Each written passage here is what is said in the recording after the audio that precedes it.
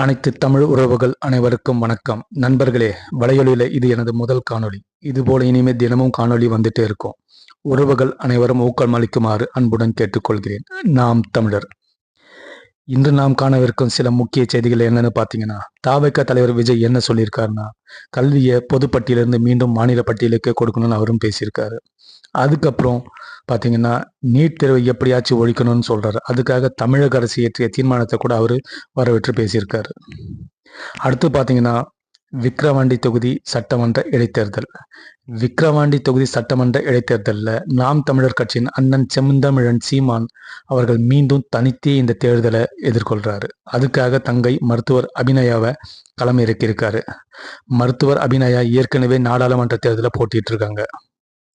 நாம் தமிழரின் அண்ணன் மற்றும் முக்கிய உறுப்பினர்கள் அனைவரும் கடுமையான வெயிலையும் பொருட்படுத்தாம விக்கிரவாண்டி தொகுதியில பரப்புரையில ஈடுபட்டு இருக்காங்க.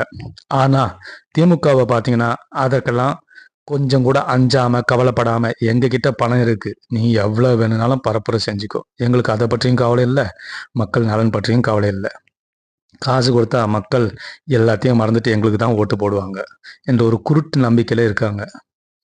அதே சமயத்தில் அதிமுக போட்டியிடாத பட்சத்தில் பாமக எப்படியாச்சும் விக்கிரவாண்டி தேர்தலில் ஜெயிக்கணும்னு கனவு காண்றாங்க.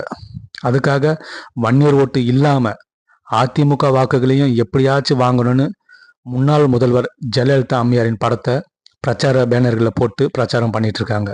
அதோடு மட்டும் இல்லாமல் அதிமுகவோட கிளை செயலாளர் மட்டத்திலையும் நிர்வாகிகள்கிட்ட பேசிட்டு இருக்காங்க. பார்ப்போம் களம் எப்படி இருக்கிறது என்று. நன்றி. நாம் தமிழர்.